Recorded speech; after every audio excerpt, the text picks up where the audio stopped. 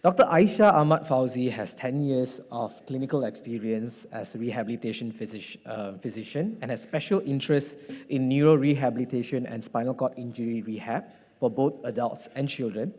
She has received her MBBS degree and her Masters of Rehabilitation Medicine from University of Malaya. And after that, she served as a rehabilitation physician in University Malaya Medical Centre and also a senior lecturer under the Faculty of Medicine, University of Malaya. She received a travel fellowship program in rehabilitation medicine by the Korean Academy of Rehabilitation Medicine, and which she has gained more expert training in pediatric, in a very specific pediatric rehabilitation. She has worked with various advocacies such as Gabungan Anak Palsi Cerebrum, Spina Bifida Association of Malaysia, and Malaysian Spinal Cord Injury Advocate Association. She is an active member of Malaysian Association of Rehabilitation Medicine and as well as an internationally recognized International Society of Physical and Rehabilitation Medicine. And let me tell you, when I look at the list of publications that she has directly involved or indirectly involved, I think the list of publications itself had needed another 2-3 more pages. So she has that many experience in doing various of publications, not just locally, but internationally. So it is our privilege to have her to share her insight on application of advanced technology in rehabilitation medicine management. So with that, I would like to call upon Dr. Aishah Binti Ahmad Fauzi, Resident Consultant Rehabilitation Physician, Daehan Rehabilitation Hospital, Putrajaya.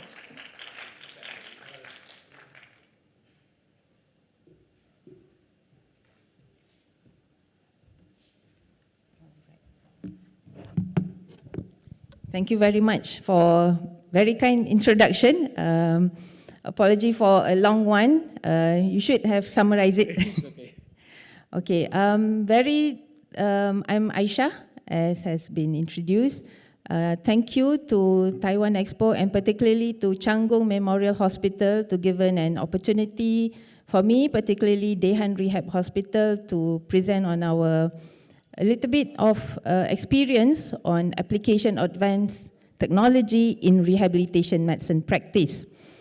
Of course, this topic is definitely different from the previous 2 topics. As a rehab physician, I'm not sure whether in this hall or in online we have rehabilitation professionals, but I would like to share a bit what is rehabilitation medicine. Okay, at least everybody has some basic idea what we do and what are the conditions that we deal with. Okay, rehab medicine, as defined by WHO in 2021, is a set of management and interventions designed to optimize function for patients with poor function and reduce disability in individuals with health condition in interaction with the environment. Put simply, rehab medicine wants to improve function in persons with decline in function. It can be because of any illnesses, diseases, injury during their stages of life, so that they can have more meaningful roles in life. However, of course, it has to be in line in whatever stage of disease that they are experiencing. All right? Okay, so henceforth, there are a lot of conditions which needs rehab medicine interventions.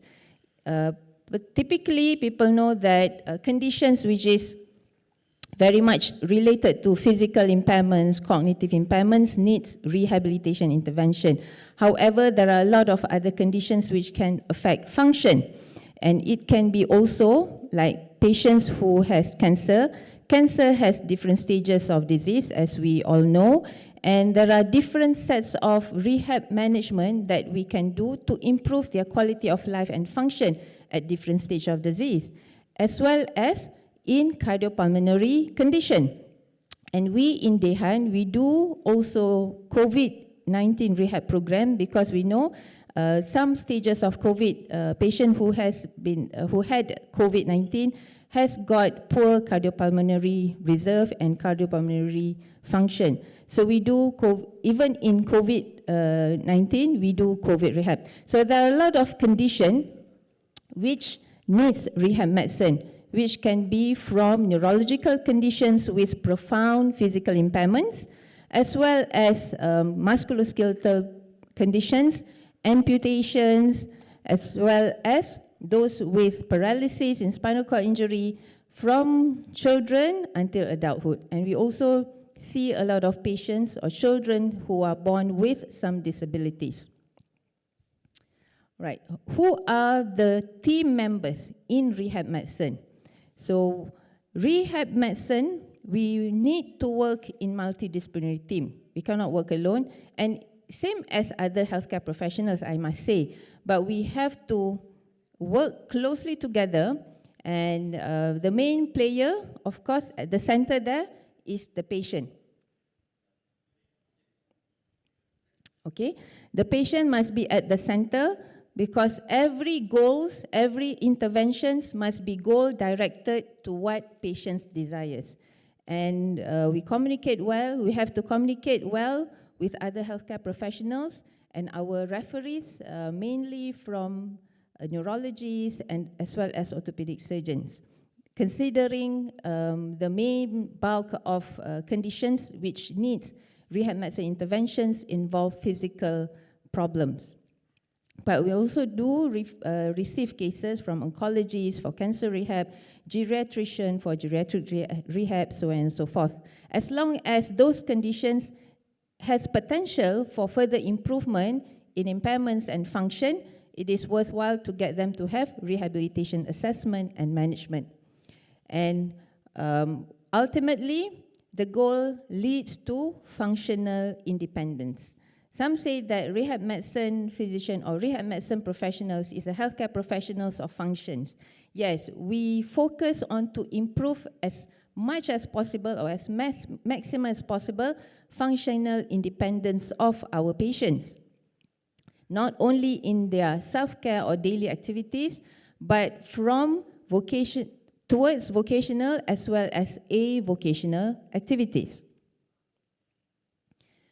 Then how rehabilitation is guided? What guide rehab medicine? Okay, as I have mentioned earlier, patient is the center of management. Whatever it is, we go back to the patient. All right, so it has to be goal-directed, and everybody, the healthcare professional, must be at the same page towards the goal of the patient itself. How about patients who cannot set their goals? How about patient who has, for example, stroke patient who has significant cognitive impairment, who cannot talk and who cannot give a decision on their own on what they want? So we have to look into who are their support system, the next caregiver. So it has to be actively involved not only with patient, but also the caregivers and next of kin.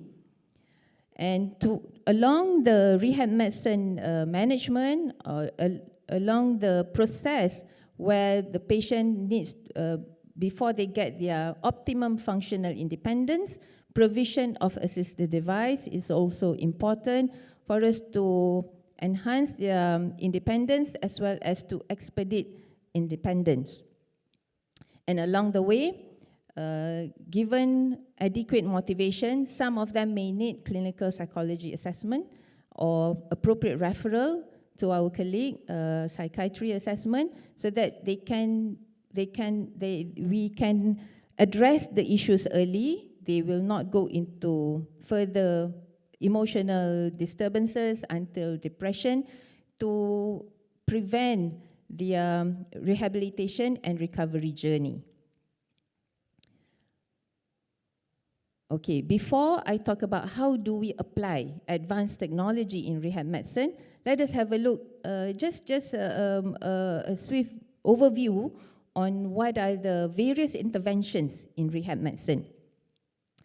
As rehab physician, we need to address the medical issues, the doctors in working with rehabilitation professionals, we know about the diagnosis, what has been referred to us. So address it, not only looking at the comorbidities, also we need to look into prevention of complications. Simple example like stroke patient, post-stroke patient, they are very at high risk to have for example, hemiplegic shoulder pain. All right, so identifying early, managing early, reduce pain can enable them to participate better in rehab, hence enables them to have better motor and functional recovery. So with this assessment, we can allow them for early rehabilitation as soon as possible when they're ready. Medical monitoring is also crucial, especially those undergoes intensive inpatient rehab as early as post-MI, post-stroke, with a lot of other possible medical complications, right?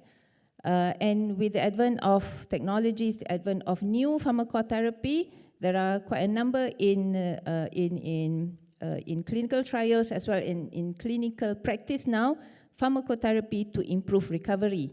For example, NeuroAid in improving neurological recovery in stroke patients. Prognostication and functional outcome is also very important for a physician to know and to relay in our team members so that we can guide our prescription of rehab medicine intervention appropriately according to the stage of recovery and function. All right, so let us go through what are the roles of other rehabilitation professionals. So physiotherapy, everybody knows physiotherapy looking into physical function. Yes, they are looking into physical mobility, therapeutic exercises, and other interventions to improve one's physical mobility and function, and so that they can have better participation in the community. What about occupational therapy?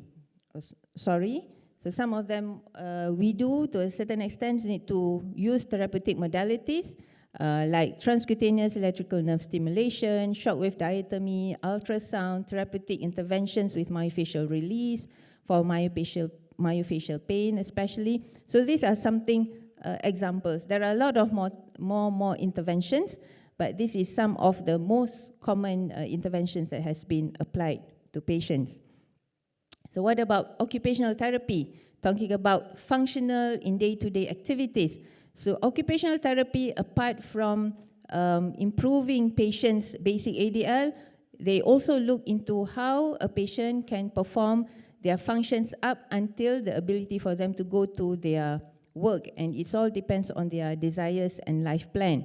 So we work together, and for that, they not only focusing on physical but also cognitive impairment. So that is why it is very important for us to talk together, especially physicians, to be able to address what are the main impairments and patients' desires so that therapists can address them accordingly.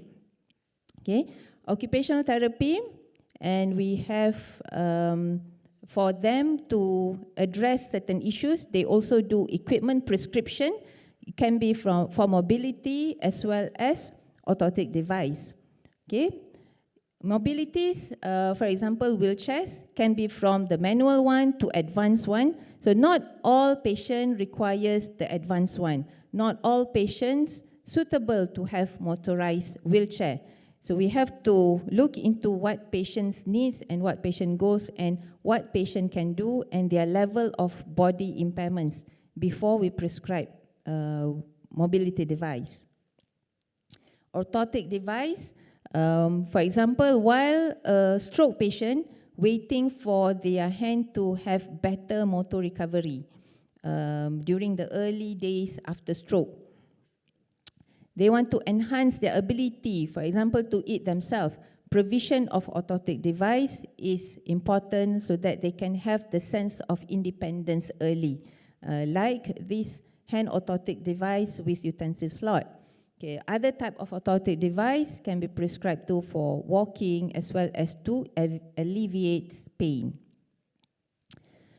All right, so this is some of the pictures of mobility aids which among healthcare professionals we are very familiar with. All right, speech therapy, as the name implies, but it is not only for speech or language problems. They do also see patients with swallowing problems. And of course, we can say that major clients for speech therapies are those with neurological problems, which resulted into aphasia, resulted into dysarthria and disability, dysphagia, difficulty in swallowing. But they also see patients with anatomical problems, which derives from ENT pathology as well.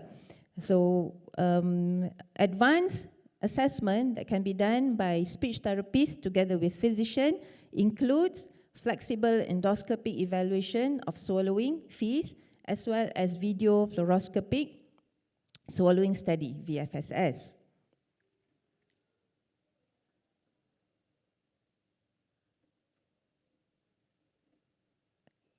Okay, pardon me. All right, so we have, you've got an overview, what the gist of things that interventions in rehab medicine. As I mentioned, the focus is to promote function, and we provide assistive device. So that can be considered as compensatory strategies. For those who, before the advent of technology, many years ago, the approach is for those who cannot move one side of the hand, we teach them how to don their garments with the good hands.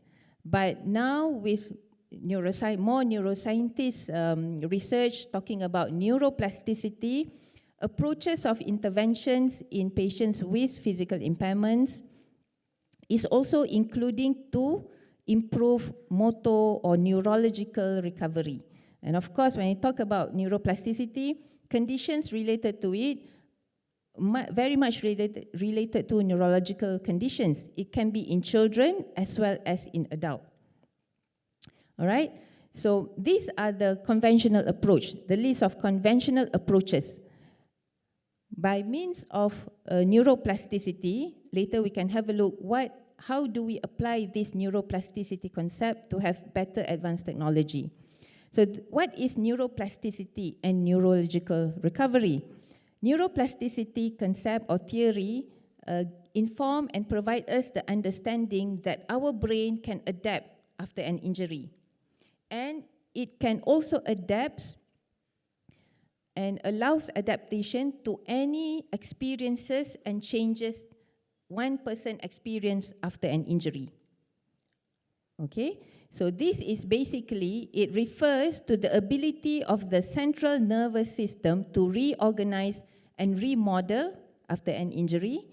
And neuroscience researchers has demonstrated that adult human brain is capable to adapt, to have this adaptive plasticity after injury.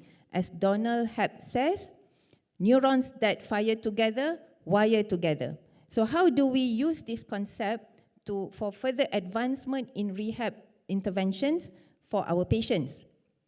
So this rehabilitation advanced technology, whereby it the principles of advanced technology very much use the neuroplasticity theory, whereby there must be motor learning principles. The keyword here is mass practice. So you see, brain able to adapt to their injury, but also neuroplasticity concept or theory, brain also allows adaptation to what they learn after injury. So the keyword here must be mass practice, and it has to be an explicit learning. All right, so rehab technology which apply this concept to come up with technologies which can have these key things, mass practice, explicit learning, can be ranged from augmented and virtual reality, tele-rehab, as well as rehabilitation robotics. In a nutshell, basically these interventions it doesn't replace conventional therapies. That is very important. That is our bread and butter. But these technologies enables faster and better recovery. So, for example, rehab robotics for the upper limb. Okay, it produces highly intensive upper limb training to the affected site, so which is quantifiable and measurable. And this mass practice and with motor learning principles guide the delivery of feedback and performance via virtual reality, via haptics, okay, and looking at the measured results quantitatively. Okay, I'm not going to talk in details, but let us have a look at some of the examples of advanced technology afterwards. All right, so this is a paper by Rivaji et al., which has explained about the rehabilitation technology as empowerment, as the advanced technology that empower rehabilitation management. It can be person-oriented interventions and environmentally oriented interventions. So person-oriented interventions includes BCI, brain-computer interface. Personally, I have not yet had this experience to use BCI in managing patient, and a lot of BCI, if you look into literature, a lot of centers still does this for research purposes. So what is this? BCI is basically a computer device which can detect signals from the brain, translate them and into commands, which these commands output into an output device, for example, virtual reality or robotics. So besides using robotics, they use this BCI to enhance the signals from the brain to give an output in terms of function. And other robotic, other person-assisted or person-oriented, we have robotics, which you're going to have able to have a look at some of the examples later. What about environmentally oriented? How it can empower patients with disabilities of decline in function? Modification of cognitive environment, for example, virtual reality is to apply. To give some feedback for the patient to sense the environment before they sense the real actual environment for them to apply in daily life activities. External cueing, not really applying neuroplasticity concept, but it is a tool to empower patients with some function.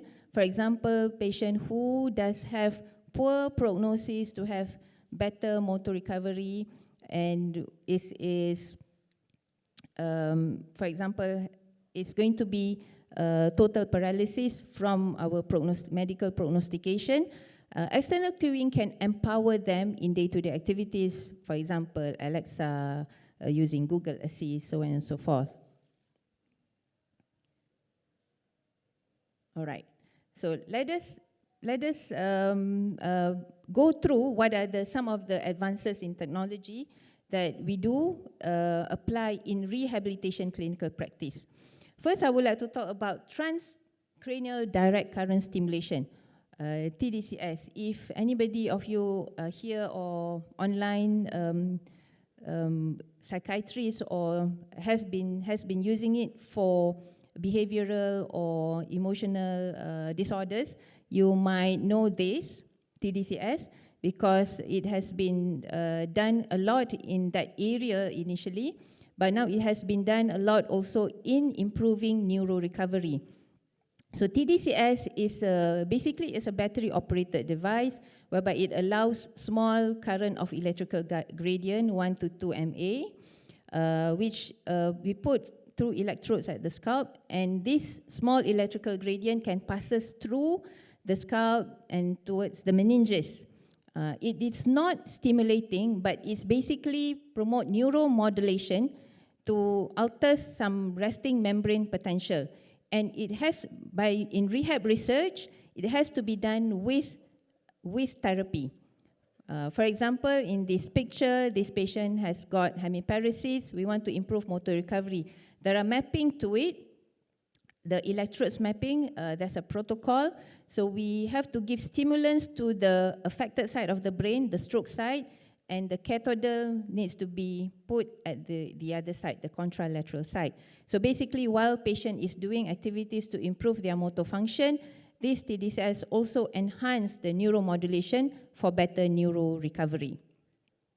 Next one is TMS. So TMS, the similar principle, but it is a neurostimulator, sorry.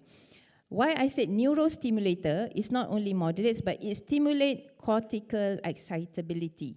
So this TMS coil produce electromagnetic field at certain area, which physically we can measure peripherally with motor evoked potential. So when there is cortical excitability, there will be production of motor evoked potential. So that's why it is a stronger neurostimulator, which can alters can give further, hopefully further recovery, neurological recovery, even it's not 100%. So this is also has been done quite a lot in patients with aphasia, for patient to improve motor recovery, as well as swallowing dysfunction. Okay, virtual reality therapy. So what is virtual reality? So basically, have you heard about S-Box, right? Wii game, so that is part of virtual reality as well. So it is an interactive simulations created with hardware, computer hardware, and software for users to have the opportunities to be able to engage in environments that they feel similar to the real environment. So what this virtual reality applied for, in what situation? It can be used commonly, it is used commonly in those with balance issues, with attention issues, as well as those with weakness, particularly hand function weakness. All right. As I mentioned earlier, rehab interventions not only to compensate, to assist patients with compensatory strategies, assistive device. Conventionally, there has been also approaches to improve recovery, and there are a lot of other things like conventional approach using by applying NDT approaches, PNF approaches. But there are also these approaches like using mirror to promote recovery of the affected hand. So basically, this mirror hand provides a patient the ability to have the sense of feedback that the affected hand is moving by moving the non-affected hand. However, they need to really concentrate, and they may not have that mass practice, and they may not have a lot of finger movement that they desire to have. So with the advanced technology, there comes this mirror hand robotic. So basically, similar concept, but it can induce further, it induce better range of movement, as well as it create better cognitive engagement. Now, how do I play this video? Sorry, can anyone assist? Just click on the link.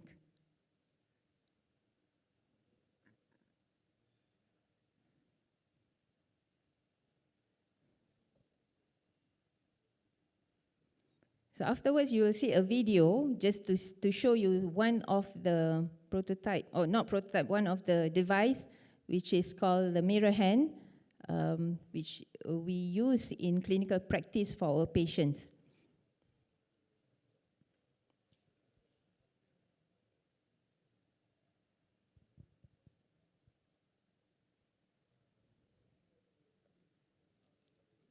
Cannot play. Or even after you click that. Okay, I'm so sorry about it, but unfortunately I don't have the picture of it. Okay, but anyway, there's other videos afterwards. All right, so let us have a look. What are the advances or advanced technology in gait training? Okay, we have hydrotherapy. Everybody knows about hydrotherapy. And hydrotherapy chamber, particularly to improve gait training in a hydrotherapy chamber where we have a treadmill there, it's not only for, it can cater for various conditions, not only musculoskeletal problems like knee osteoarthritis, but also for neurological conditions with stiffness and spasticity. So this hydrotherapy chamber provides this buoyancy effect, reduce friction, reduce pressure at the weight-bearing joints, hence better training intensity for better endurance and faster recovery. And we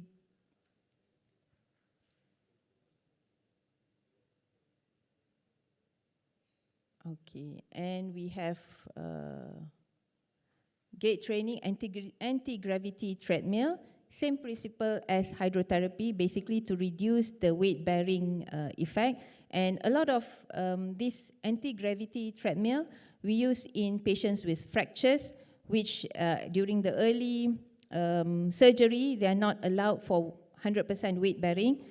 We can allow them to have early walking experiences by putting on them on this anti-gravity treadmill. All right, robotic for gait training, as I mentioned earlier, the advanced technology, why robotic is important? Because this, with the advanced technology and improvement in technology, we do have robotic that can improve the ability of a patient to able to weight bear and walk and has this mass practice and reduce the labor intensive from physiotherapists to move them.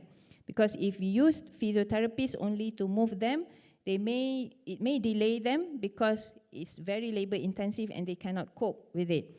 So they can have this assistance by robotic gait training, which simulates the natural walking pattern, if not 100%, but it simulates the natural walking pattern. It has that repetition, and it stimulates the central pattern generated at the spinal cord so that patient can have that automatic response in walking. Okay, example. So this is an example of an effector robot. So it is called robotic treadmill training. So it is more suitable for during the early period before the patient has got the ability to weight bear themselves. So this is a good training for them to be able to enhance the ability to weight bear, enhance the ability for them to have good postural control. And with that, they are not just standing, they've got assistance to simulate walking and in a normal walking manner. Once they progress, we can progress them to exoskeleton. Exoskeleton, there are a lot of manufacturers and a lot of type, but the main thing is exoskeleton allows a patient, once they have the ability to have good postural control, has some muscle power to initiate walking, because they have got training earlier. They have the ability to initiate walking. They have the ability to use the exoskeleton to be able to have more walking in over ground. Okay, rather than the therapists need to hold on them 24/7, but to a certain extent, when they are more stable, they have the robot that can assist them to have gait training over ground themselves. I would like to show this video. This one, can you help to play it? Yes. So this is a video of a very young stroke patient who, when she comes to me, she was 1 year post-stroke and she was already able to walk, but she walks with a quadrupod, a walking aids. She has quite a profound spasticity of her legs, which we need to intervene with botulinum toxin to certain muscles. And she undergoes gait rehabilitation, manual, as well as robotic. So initially, since that, she is able to walk. We do not need to put her on Reha robotic or the N-effector treadmill gait training, because she's already walking. There's no issue with weight bearing and postural control. But the main aim is to improve her walking pattern. So she started off with Angel Robotics, which is our exoskeleton that we have in our hospital. So with that, after that, she was able to walk with a better gait pattern. Her hip no longer circumducted. She can control her ankle, However, she still needs to use the ankle foot orthosis. But she has better heel strike with the ankle foot orthosis. Before this, she was just hip hiking and just circumduct her hips.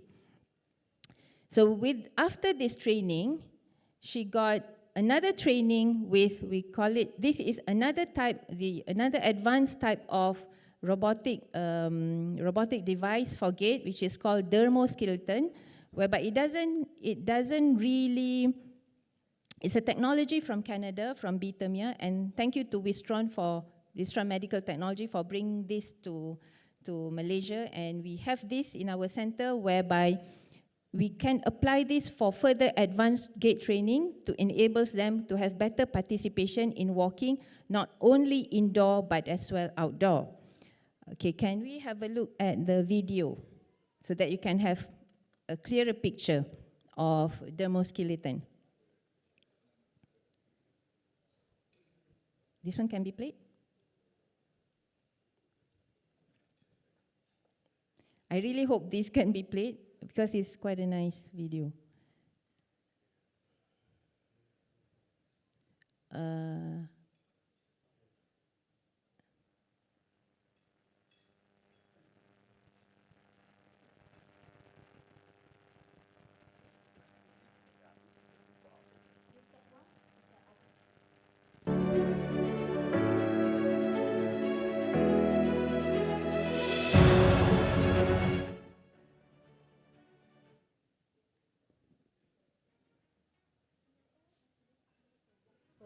Able to focus more on the overall movement pattern of the patient. Besides helping the patient, the Kyogo can ease the burden for the therapists, especially during functional training.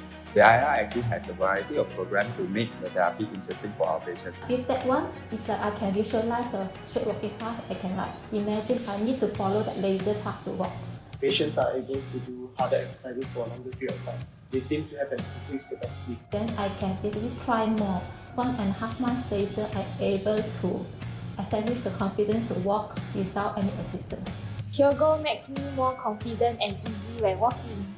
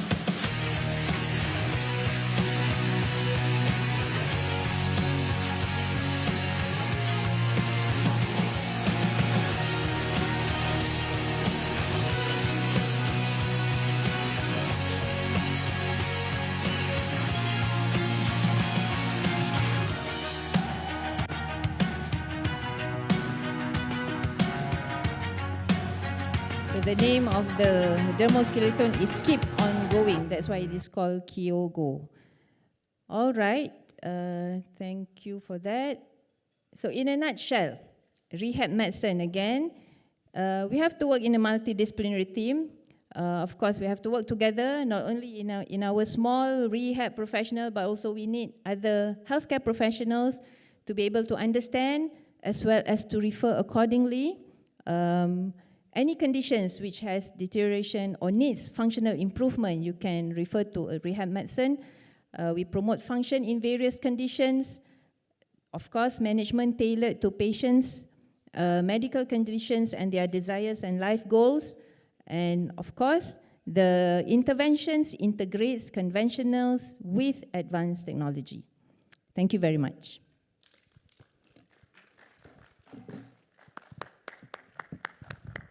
Thank you very much, Dr. Aishah, for that another insight into how robotic can be used as another modality for rehabilitation medicine. Thank you so much, Dr. Aishah.